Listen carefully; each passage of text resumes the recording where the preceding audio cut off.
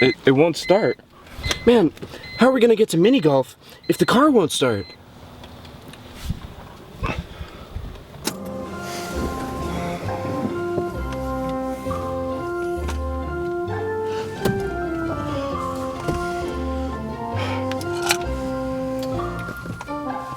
I've got it! We build a hydrogen fuel cell! How does that even... Yeah! Step 1. Clear your working space. Unnecessary clutter will slow progress. Tidy desk, tidy mind. Step 2. Read the instructions. Followers who read the instructions are doomed to mediocrity. Show the world that you're destined to achieve nothing in life by following the instructions word for word. Step 3. Assemble the vehicle. This should be a straightforward process. Take joy in your accomplishment. If you find your ego is too inflated from accomplishing this task, feel free to take note that the product was made for 10-year-olds and that you're really nothing special. Science sure is fun though. Great. Your vehicle is almost ready for use. There are just a few steps remaining before you're ready to ride. Step 4. Add distilled water to the water storage compartment. Just like a healthy body, a hydrogen fuel cell car requires water to keep going throughout the day. Drink some water yourself too. As Albert Einstein once wrote, hydration is the key to success. Step 5. Charge! By hooking a battery up to the fuel cell, you begin the process of electrolysis within it. What is electrolysis, you ask? That's a great question.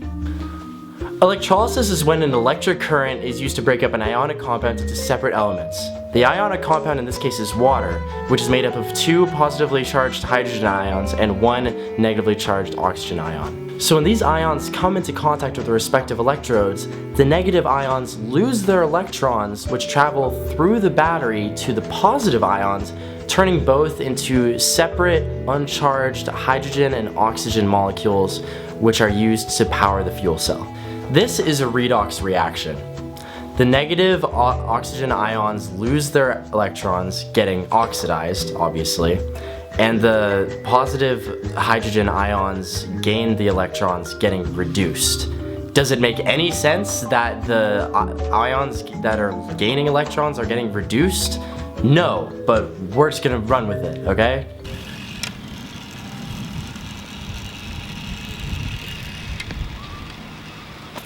Oh, how does it work, you ask? Great question. A PEM hydrogen fuel cell is composed of 3 core parts: the gas diffusion layers, the catalyst layers, and the polymer electrolyte membrane. The gas diffusion layer's main job is to provide a pathway for reactants to pass into the catalyst layer and allow the produced water out of the fuel cell after the reaction is complete. As for the catalyst layers, there are 2, a cathode layer and an anode layer. Both these layers are made of carbon plates with minuscule particles of platinum spread across them and then sprinkled with an ion-conducting polymer membrane known as an ionomer. It's basically a very highly conductive material which promotes the transport of protons on and through the catalyst layers. The anode and the cathode actually begin the reaction. The anode has etches in it which bring the hydrogen molecules to its surface, while the cathode has etches in it that bring oxygen molecules to its surface.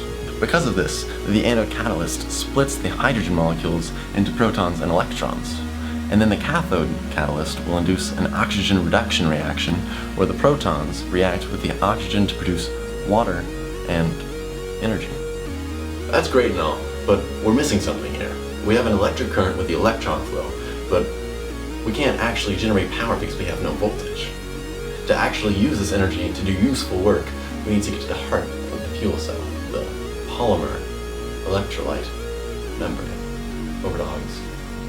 The polymer electric membrane, or PEM for short, is the bread and butter of the hydrogen fuel cell. Without it, any of the other components of the device would be obsolete. The PEM works by allowing the flow of certain types of particles through while not allowing the flow of other types of particles. In our case, it's hydrogen ions being allowed through while the flow of electrons is blocked. By blocking the flow of electrons, they're forced through the only other path through the hydrogen fuel cell, which is through the motor that we're attaching. Meanwhile, the hydrogen ions are flowing through the PEM and attaching to oxygen on the other side. Of course, the hydrogen and oxygen atoms wouldn't be able to bond if it weren't for the exterior catalyst layer. While the other catalyst layer was an anode, this one is a cathode, meaning it gives off its electrons to nearby atoms, which in turn allows the platinum layer of the catalyst layer to start a process known as oxygen reduction, or redox. Oxygen reduction is the process by which 2 oxygen atoms, 4 hydrogen ions, and 4 electrons combine to make 2 water molecules. This process has been mechanized within the hydrogen fuel cell so that it can be used effectively in devices like this. Finally, the outer gas diffusion layer pulls those water molecules from the catalyst layer out of the hydrogen fuel cell in the form of liquid water. Daniel, we can't ride this to mini golf. Currently in the US, California is the only state to support hydrogen fuel cell cars because there's just a lack of infrastructure throughout the rest of the country.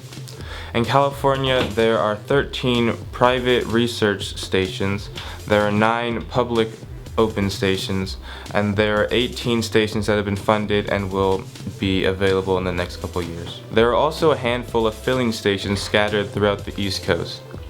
There are also many throughout the rest of the world in many places like Germany, Japan, South Korea, and the UK.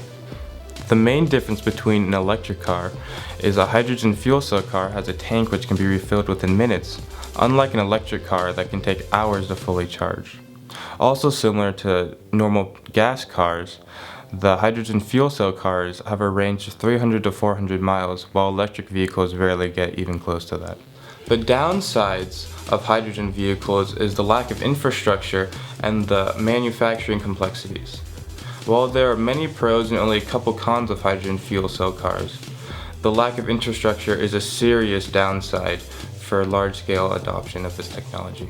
As stated by the National Academies Press, with existing technology, hydrogen requires twice as much energy as electricity, twice the tonnage of coal, twice the number of nuclear plants, or twice the field of PV panels to perform an equivalent unit of work. Most of today's hydrogen is produced from natural gas, which is only an interim solution, since it discards 30% of the energy in one valuable but depleted fuel, natural gas, to obtain 70% of another, hydrogen. Man, sorry guys. I guess we're not gonna be able to go to mini golf. Or we could just take my car. There you go. Okay.